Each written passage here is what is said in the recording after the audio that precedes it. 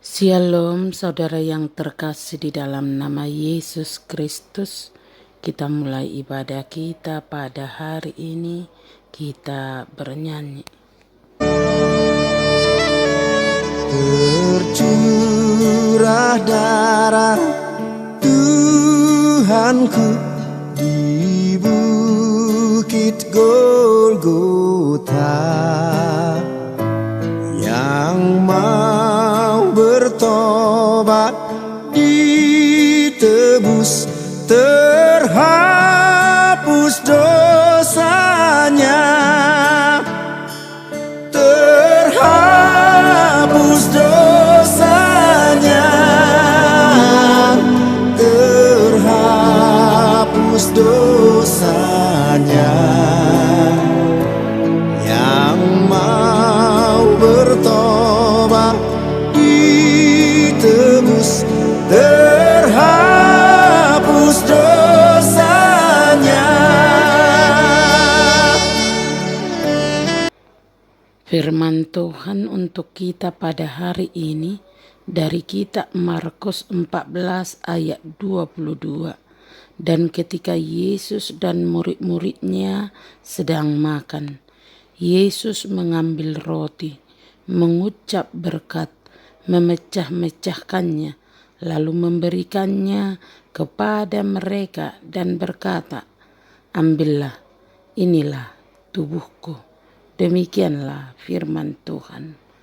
Perjamuan malam terakhir yang diadakan Yesus bersama murid-muridnya merupakan bagian dari perayaan Paskah Yahudi. Paskah Yahudi dirayakan untuk mengingat kembali perbuatan Allah yang membebaskan umatnya dari perbudakan.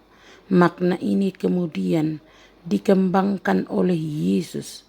Ia memecah-mecahkan roti dan menuangkan anggur, lalu memberikannya kepada murid-muridnya. Apa yang Yesus lakukan bagai pesan yang menyatakan bahwa tubuh dan darah Yesus akan dikorbankan, sebagaimana orang Yahudi mengorbankan domba Paskah. Pengorbanan yang akan dilakukan di atas salib itu akan membawa pembebasan bagi manusia. Pembebasan ini bukan hanya soal fisik seperti yang dialami orang Yahudi zaman dahulu. Lebih dari itu, pengorbanan Yesus akan membebaskan manusia dari perbudakan dosa. Perjamuan malam terakhir juga berkaitan dengan kerajaan Allah. Perjamuan ini jadi pendahuluan dari kedatangan kerajaan Allah yang akan dinyatakan secara penuh pada akhir zaman. Malam itu, Yesus menegaskan bahwa ia tidak akan mengadakan perjamuan yang sama lagi bersama murid-muridnya. Nanti ketika kerajaan itu sudah dipenuhi, ia akan makan lagi bersama murid-muridnya dan semua orang yang diselamatkan oleh pengorbanannya. Perjamuan menjadi lambang persekutuan kekal antara Allah dan umat. Perjanjian Tuhan ini ditetapkan dengan mengucap berkat dan mengucap syukur. Perjamuan Tuhan ini ditetapkan menjadi peringatan akan kematiannya. Karena itu ia memecah-mecah roti untuk menunjukkan betapa Tuhan berkenan dirinya diremukkan. Perjamuan Tuhan ini ditetapkan sebagai sebuah pengesahan perjanjian yang dibuat dengan kita di dalam Dia, dan sebagai tanda penyampaian manfaat-manfaat yang diberikan kepada kita, yang dibeli bagi kita melalui kematiannya. Karena itulah ia memecah-mecah roti itu dan memberikannya kepada mereka dan berkata, "Ambillah, makanlah. Sebagai anak domba Allah, ia mempersembahkan dirinya sendiri sebagai jaminan keselamatan bagi seluruh dunia. Tidak hanya itu, roti perjamuan Paskah juga diberikan makna yang baru.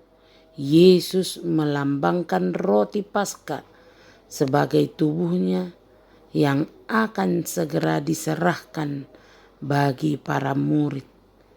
Ucapan Yesus dalam perjamuan Paskah tersebut menjadi acuan prosesi perjamuan kudus yang kita adakan di gereja. Tujuannya untuk mengingatkan kita akan pengorbanan tubuh dan darah Yesus yang dicurahkan demi menebus dosa kita. Tubuh dan darah Kristus telah dikorbankan bagi kita.